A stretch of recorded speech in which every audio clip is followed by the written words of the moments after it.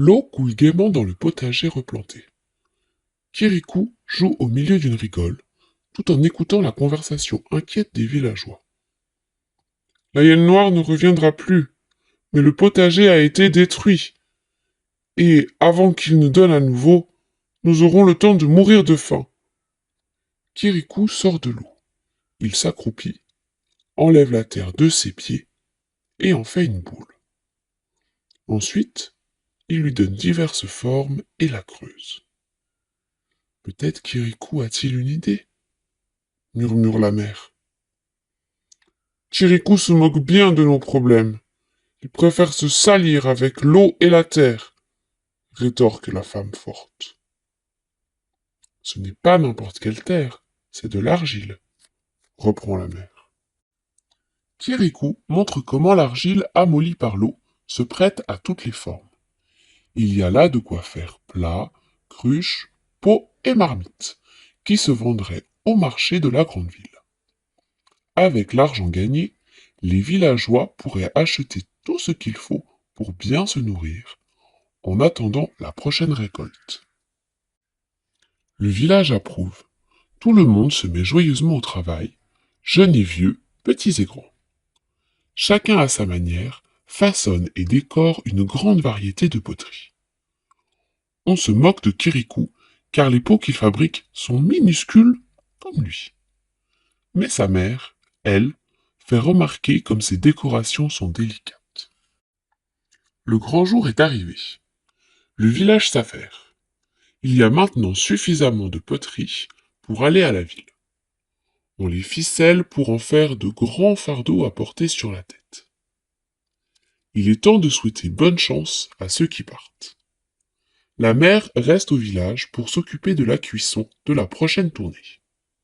Kirikou, lui, est du voyage. Il brûle de découvrir la ville et le marché. Dans la savane, les villageois chargés avancent à la queue leu-leu.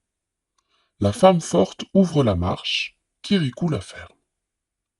Il porte le plus petit paquet, qui est tout de même plus grand que lui.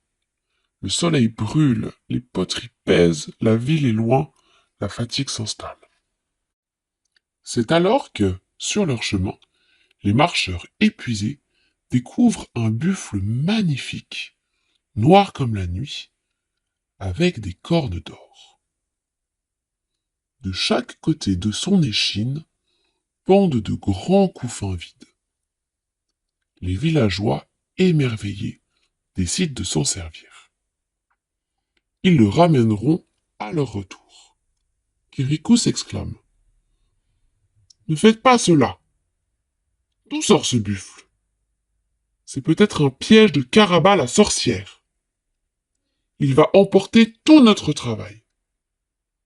Agacés, les villageois lui ordonnent de se taire. Ils sauront tenir énergiquement la bête par son licou. Tous se débarrassent de leurs charges et les empilent dans les couffins. Kirikou, lui, refuse d'y mettre la sienne, malgré les railleries et la fatigue. La troupe arrive à la rivière, trop profonde pour Kirikou. On lui dit de grimper sur le buffle. Il refuse. Mais son oncle accepte de le prendre sur sa tête avec son fardeau. Les autres continuent à se moquer de Kirikou, qui s'obstine inutilement à porter ses lourdes poteries. Le buffle, en effet, ne tente pas de s'échapper avec le précieux chargement qu'il transporte droit vers la ville, obéissant à tous les ordres.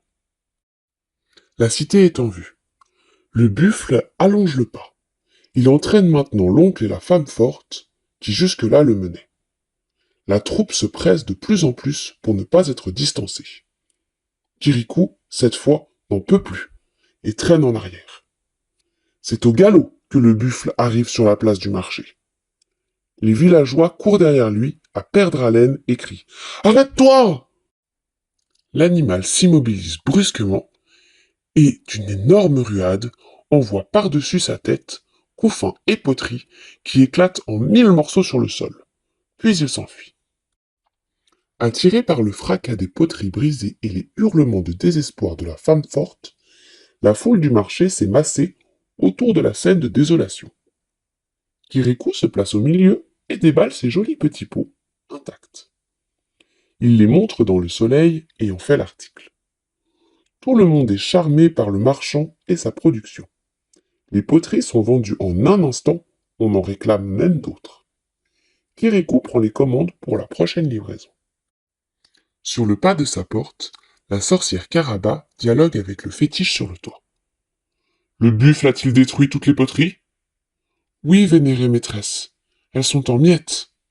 Bon. Et Kirikou, que fait-il?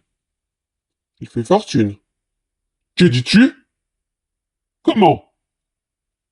Il avait gardé ses poteries sur la tête. Il les vend toutes, et il vend même celles qui ne sont pas encore faites. La sorcière écume de rage. Les villageois s'en retournent chez eux. Cette fois, chacun porte son fardeau. Et ce ne sont plus des poteries, mais de bonnes choses à manger. Du millet, du céleri, du manioc, des piments, des noix de coco, de l'huile de palme, des bananes, des caramboles, des ananas. De retour au village, c'est la fête. Tout le monde mange, danse et chante. Kirikou est petit, mais il nous nourrit.